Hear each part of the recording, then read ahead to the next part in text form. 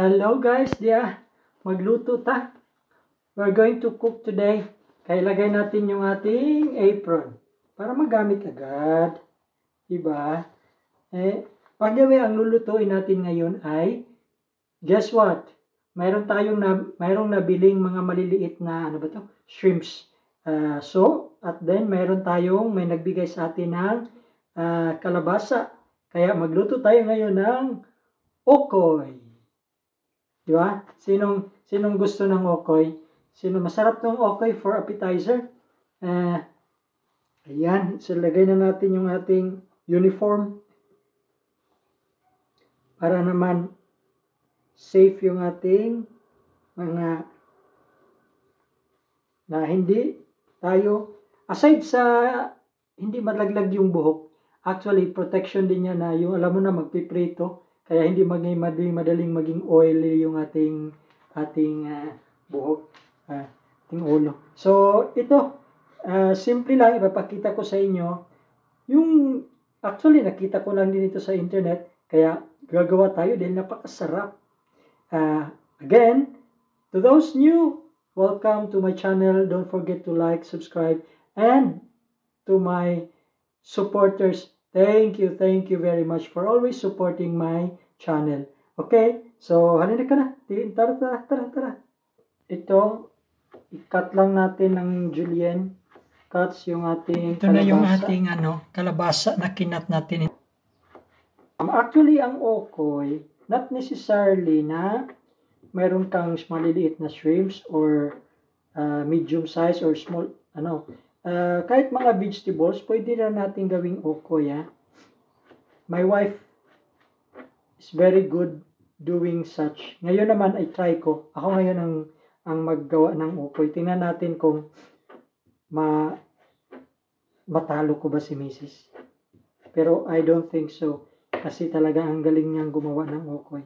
Mamaya makita natin kung ano yung comment niya kapag matikman na niya ang ating okoy. So ang okoy na gagawin ko ngayon, again, yung maliliit na mga shrimps, then haluan natin itong kalabasa.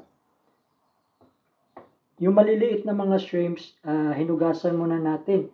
Dahil siyempre may mga pa yan, mga kunti-kunting mga unnecessary na nasama dyan. Kaya hinugasan natin, tapos in-strain para naman yung mga excess water matanggal din. Okay? So, mamaya, ito ihalo lang natin to. So, tuloy natin ng mix hanggang ma-obtain natin ang tamang consistency at saka yung mga na buo-buo ay mawala. Saka natin i-mix yung ating shrimp at saka gulay. Tapos saka piprituhin. Yan ang ating okoy. Actually yung shrimp pampasarap.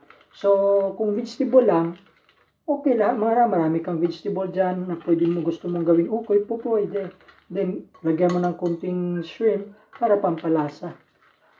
Kung wala ka ring shrimp, walang problema. Vegetables ang gawin mong okoy. So okoy in itself as a recipe, wala siyang matawag nating standard kung ano. Pero mostly, ang ginagawa, nilalagyan talaga nila ng shrimp kasi iba yung lasa. Masarap. Iba yung sarap.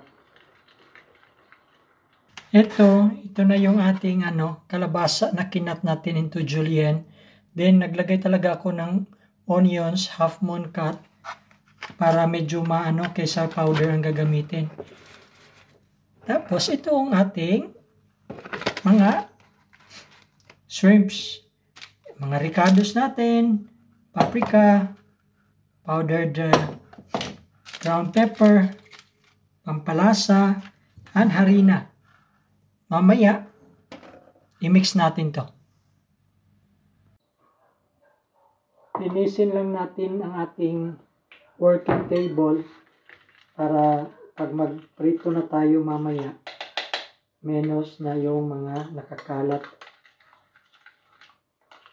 Kaya ibinalik ko lang yung mga lagayan.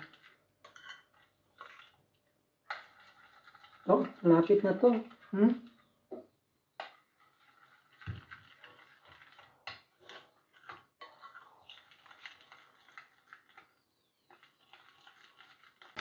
Ito, mix na natin.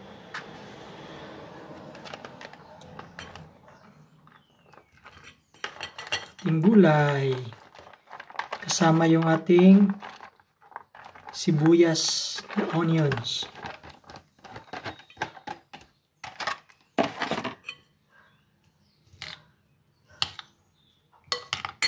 Of course, so hindi natin ito ubusin yung ating shrimp kasi marami.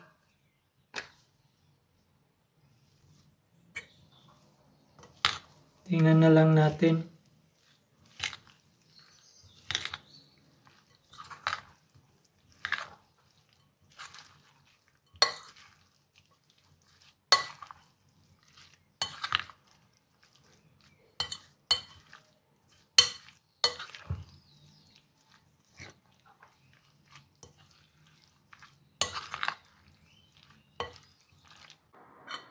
Ito na, ready to cook na yung ating okoy, oh. Na-mix na natin, nahalo na natin sila lahat, kaya gagawa na tayo. Nagpainit lang ako ng ating mantika para sa ating pagprito. By the way, again, thank you so much kung umabot kayo sa punto na to. Thank you so much for watching my cooking episode, okoy.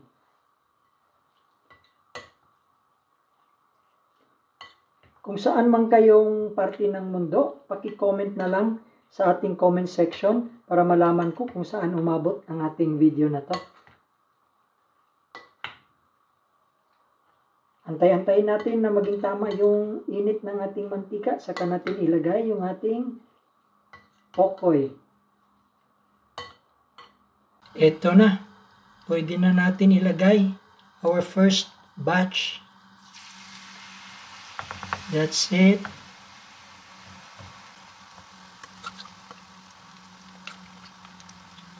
Gawa tayong dalawang portion.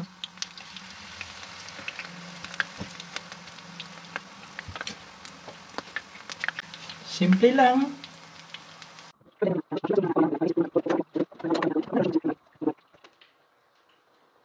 Guys, ito na yung ating first batch na luto ng ating okoy. O, diba? Kita nyo?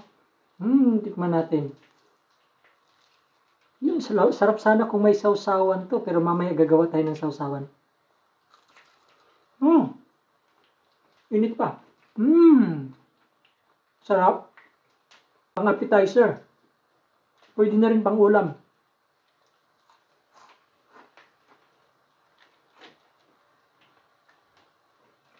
Magsausawan tayo mamaya gagawa. Kainan na. Para sa ating sausawan, simple lang. Suka, onion. Lagyan natin ng konting chili flakes para medyo maanghang-anghang. And yung ibang mga pampalasa para medyo maganda.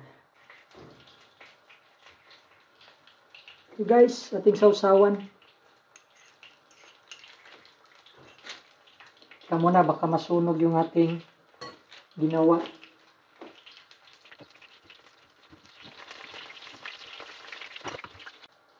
Ito, itikim natin ulit na may sausawa na.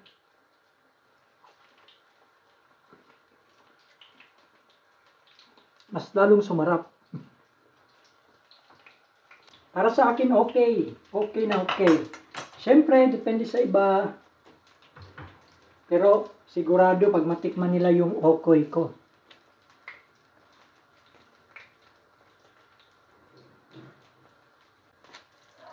Eto, luto na ang ating okoy. Ready to eat. Kainan na.